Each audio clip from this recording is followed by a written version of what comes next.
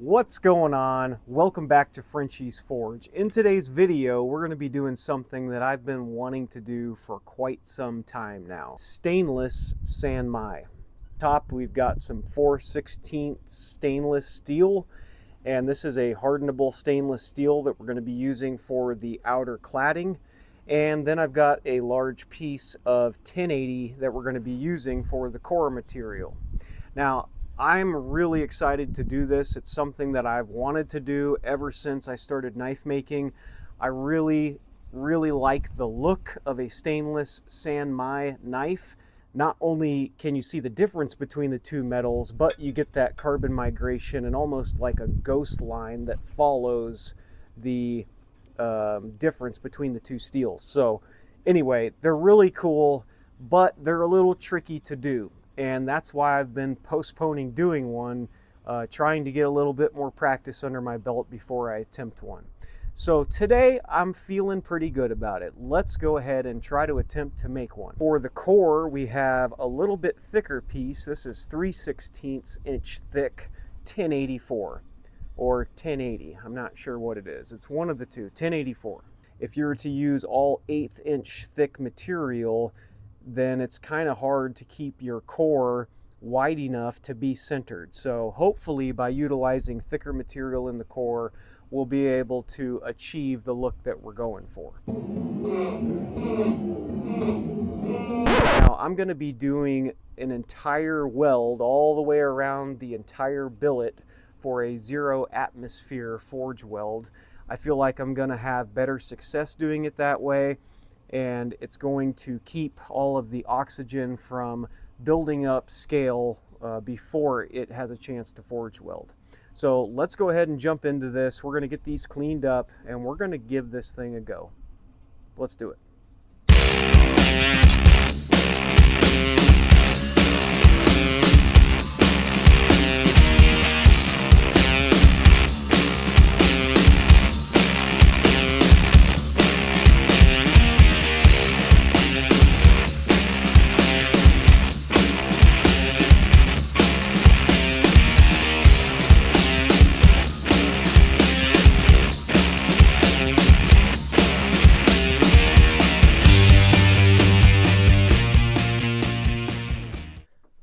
So now that we have our pieces cut and we have the bread and the meat cut out and to length, we now need to grind these surfaces clean. The main culprit is chromium oxide. What the heck is that? And that's the oxide layer that builds up while you're trying to forge weld stainless steel in a forge. And so it's incredibly important to control your atmosphere while you're attempting to make stainless San Mai or forge welding any type of stainless. Chromium oxide is a super tenacious type of oxide that is hard to penetrate. Once it forms, it's super tough and it just won't allow the steels to forge weld together. What I'm attempting to do is I'm going to be welding the seams all the way around the billet. And you've seen other people use this method with pretty good success. The other way that you can do it requires more gear and more knowledge, and that's essentially putting it in a canister and forcing gas into it and pretty much protecting the steel in that way. You would use some sort of a gas that would react with the chromium oxide to then, either lift it off of the steel so that it can be forged weld or prevent it from forming so that you can forge weld it. But for an average Joe like me, I feel like the better option is to get it clean and weld all the way around the seam. Clean surfaces, the right temperature, the right amount of pressure for the right amount of time, and we should get the crystals to grow across the grain boundary or the joint. So we're going to start by using this 120 grit belt, and I'm going to go ahead and clean up the core piece and get both sides of that nice and clean. And then I'll probably just end up cleaning one side of the stainless as we won't really need the outside surfaces to be clean, just the inside. So let's go ahead and get that done on the grinder.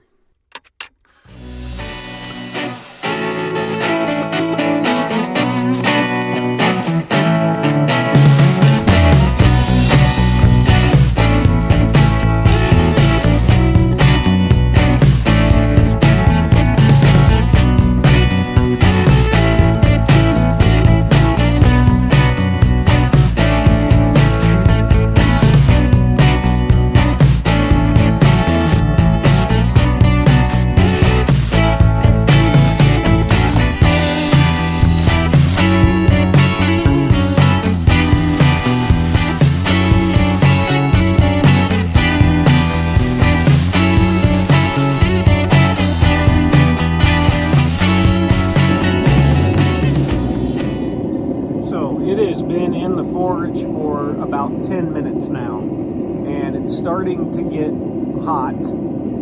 You can see I've got a baffle in there to try to distribute the heat a little more evenly. But something to keep in mind with stainless steel San Mai is we really need it to get super hot. This is nowhere near hot enough. So we're going to throw it back in, and we'll be sure to continue to flip it. That way it's getting even heat. And we're really going to let this thing soak. A lot of the actual solid phase welding or the forge welding happens in the heat, even before you begin to start hitting it with a hammer. So that's one thing that was recommended to me when attempting this, was to make sure to really let it soak. So we're going to give it upwards of another 10 minutes, maybe 15, maybe even 20. We're going to see kind of what it looks like and how hot this forge is going to get before we even begin to pull it out and start trying to begin the forge welding process with the hammer. Alright, we are coming up on about 20 minutes, 22 minutes actually, that it has been sitting in here. And it is screaming hot. But that's part of doing this. Some of the advice I was given was to absolutely let it soak thoroughly, and to make sure that it was really good and hot before I attempted to pull it out and start hitting it with a hammer. So I think we're about there. I'm going to go ahead and pull it out, and we're going to give it a couple of very light, easy, quick taps and put it back in there.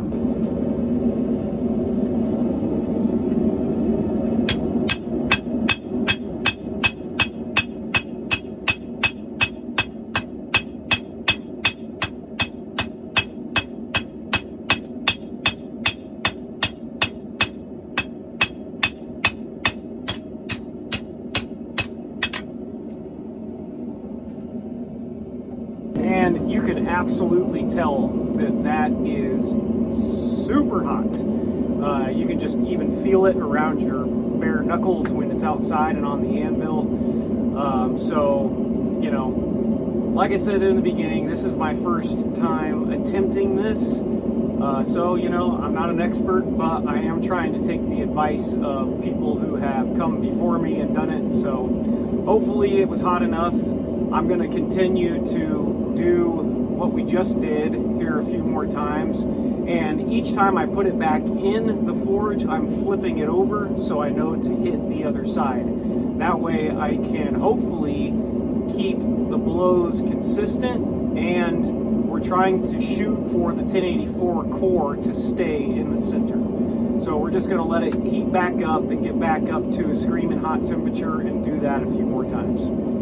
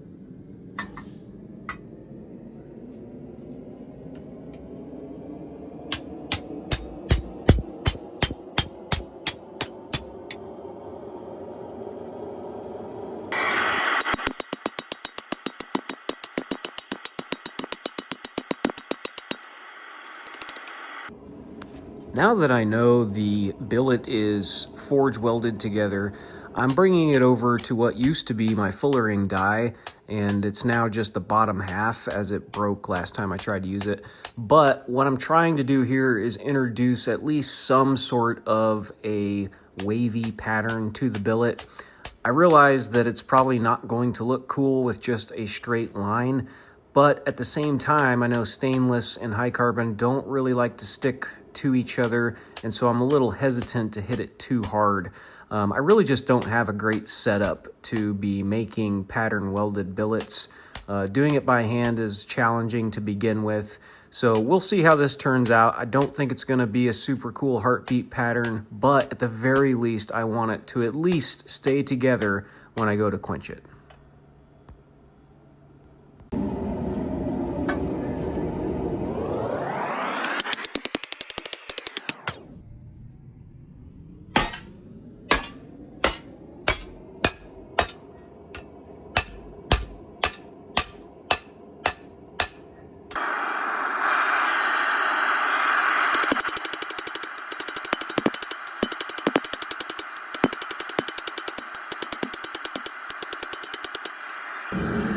I have been hitting on this thing. I put it in at 2 o'clock. It is now, if you can read that, 3:37. So an hour and a half I've been at this, but I've been trying to take my time, hit it evenly on both sides. You want to hit it hard, but you don't want to overhit it to where you don't get it even on both sides, if that makes sense. So I'm trying to take my time, be patient, and do it in a fashion that I can repeat on the other side.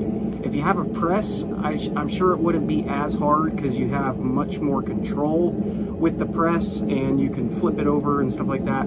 Doing it by hand is much more of a challenge. I pretty much have one end widened out to the width that I need. I just now need to focus my efforts on the other side. So let's do it. So you can see here, I've got pretty decent width. We're just continuing down here on this end.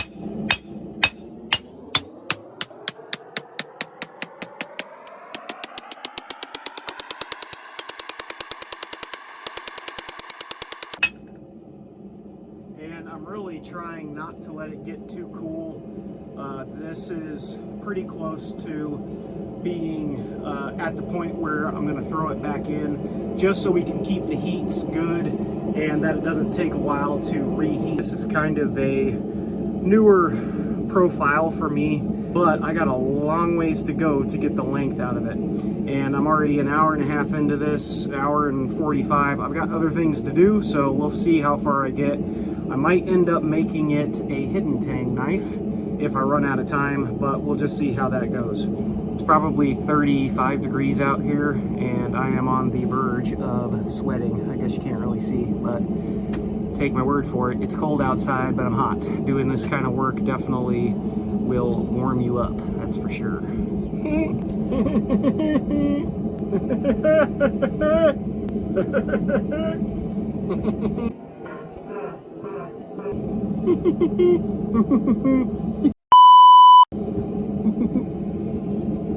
That was my neighbor. I think she heard me. She's like, what the heck is going on with that guy over there?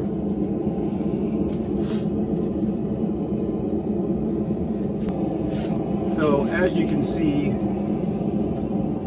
we are about 8 inches. So we're a couple inches away from being the right length.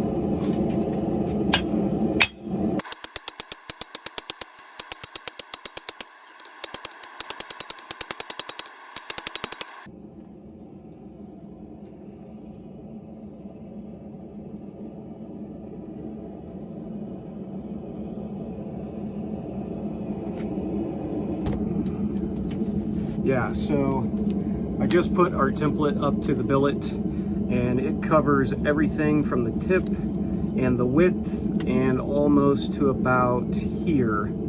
So that's about all the knife we've got so far, and I think it's just not quite enough.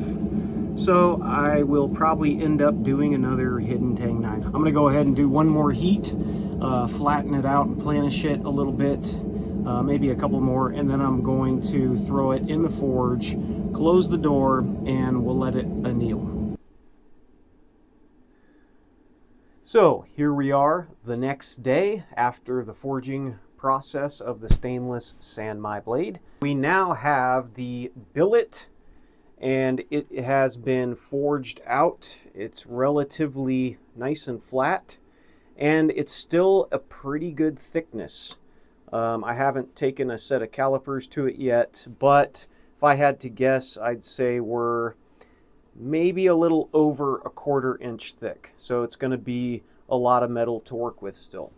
If you'll remember, I started with a 6-inch billet, and putting the ruler up on here, you can see that we only gained a couple of inches in length.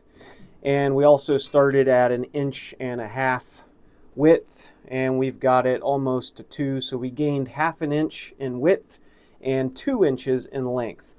Unfortunately, it's still not long enough to make the blade that I wanted to make. What I've done is I've just redone the profile into something a little bit smaller, and then I've included this hidden tang section here. So what I've done is pretty much put it on to this side and traced it out. We don't quite have all of this tang, but it's pretty close, and I still think that that's going to be enough tang to get the job done.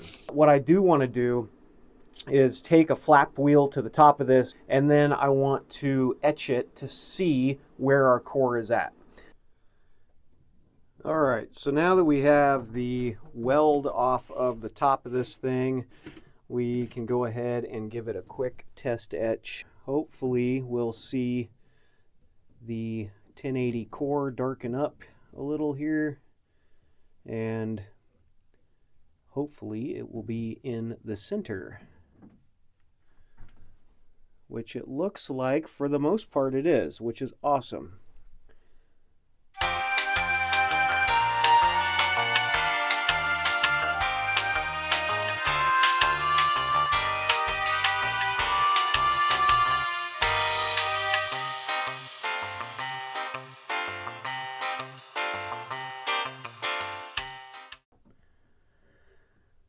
All right, so after cutting out the profile of the blade, at least, the majority of it with the angle grinder, we now get to take a look at the different areas that were forge welded. So here is a chunk that I cut off, and you can see, if we can get it to focus here, there we go. You can see that this was forge welded pretty well. There's not really any cracks or lines in between the metal. You can still see where the core is there, and this isn't etched or anything, but you can kind of see, towards the bottom here, that we're looking pretty good. Here's a corner piece that I cut off, and this is a pretty good indication, at least on the edges and the corners, of what can happen. And you can see a really big crack right there. Now, I'm not exactly sure why that happened. If I had to guess, I would say that I probably ended up leaving a little bit of that chromium oxide on the outer surface and just didn't get it clean enough. I know that my welds were solid. I had this thing fully encased, and I don't think that was the issue. Probably just a issue of getting it clean. We'll start back here at the tang. The tang looks really good. All of that looks solid, which is awesome. That's in the center of the billet. Same thing with the other side. You can kind of start to see maybe a little itty-bitty crack back here, but really not too bad. And for the most part, all this looks solid. And then we start to get up here towards the belly, and we start to see a super duper tiny crack up here, maybe indicating that some of it didn't quite forge weld as good as it could have. And then the troublesome spot, at least for me, is right here along the actual cutting surface.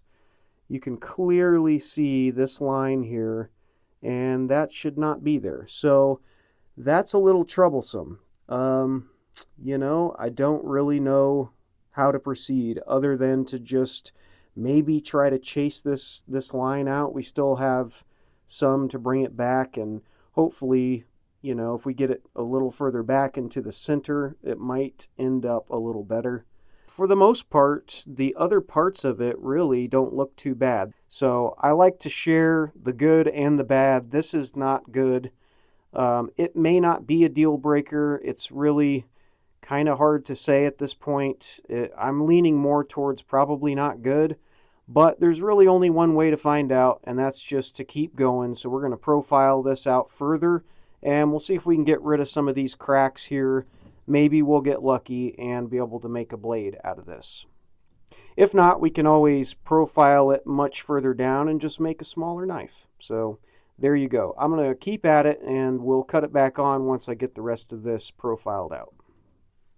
All right, so after spending a little bit more time on this thing, we now have the knife profiled, and for the most part, it's turned out a lot better than expected. We were able to chase out those troublesome lines. You can still see a little bit of one here, but I think by the time I put the bevels in, that will bring the joint more up in the middle, and we should be all right. The one on the end is pretty much gone.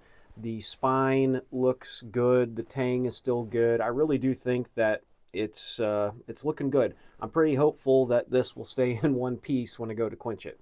I realize that the video is getting pretty long already. We're probably at the 30-minute mark, somewhere around there. I could make a video of making this stainless San Mai blade and make it 5 or 10 minutes, and the video would probably do much better to a wider audience. But I've said before, I like to break down what I'm doing while I'm doing it and share my thoughts and discoveries for the first time as I'm doing it.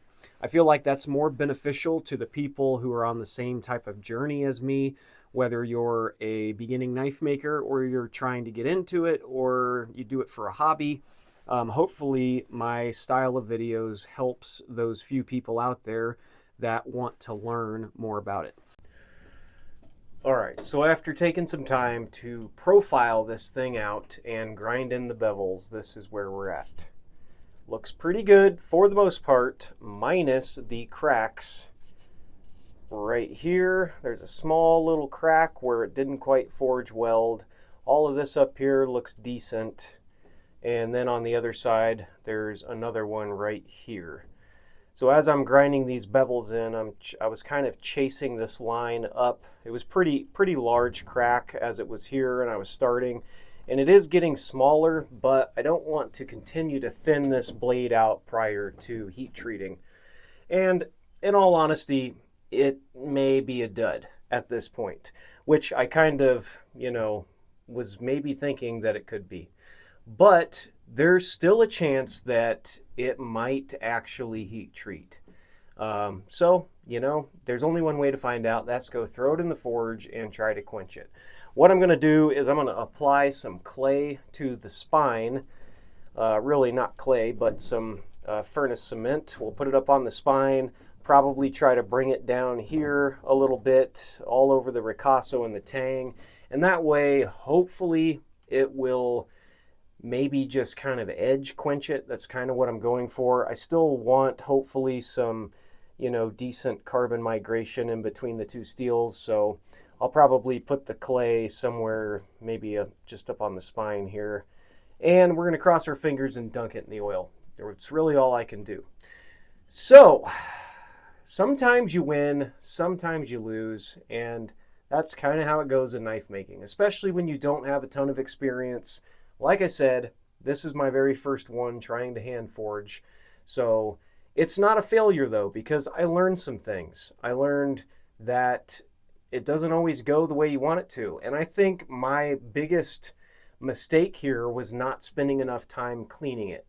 I really did clean it, at least I thought I did, but I didn't grind off a ton of metal. I pretty much just ground off a little bit of the surface. So for next time, if I attempt this again, which I most likely will, I'm going to be taking off quite a bit of material, not just the surface, scale or whatever's on the outside. So, yeah, there's that. Anyway, I feel like This video is already super long as it is, so we're going to call it here. Is it a good blade? Probably not. However, what is cool is we can at least see that in our San Mai we've got the line, you know, kind of where we want it here, and the core will be on the edge. So as long as this thing doesn't split open and go crazy, which it very well could, it most likely will. But if we can salvage that, we might still make a usable knife. I would never sell this or call it the best blade ever, but I've already put a bunch of time and effort into it, so I'm going to attempt to continue with it. And that's exactly what we're going to be doing in the next episode, is getting this thing quenched. I really appreciate you guys hanging out for this one. I know it was kind of a long video and there wasn't a whole lot of progress made, but hopefully you learned something. I sure did. And let me know what you think in the comments below. And hopefully we'll get to turn this into a knife in the next episode. If I go to quench it and it completely splits and just isn't usable, we're going to chuck it and we're going to make another knife. So I've got the next thing that I want to attempt, and that is this leftover piece of Damascus. I would love to finish forging this out. So if this is a dud, we'll just focus on this in the next episode. Anyway, thanks again for hanging out with me. Let me know what you think in the comments. Make sure to like and subscribe. It really helps me out, and I appreciate it a bunch. Until next time, we'll see you guys then.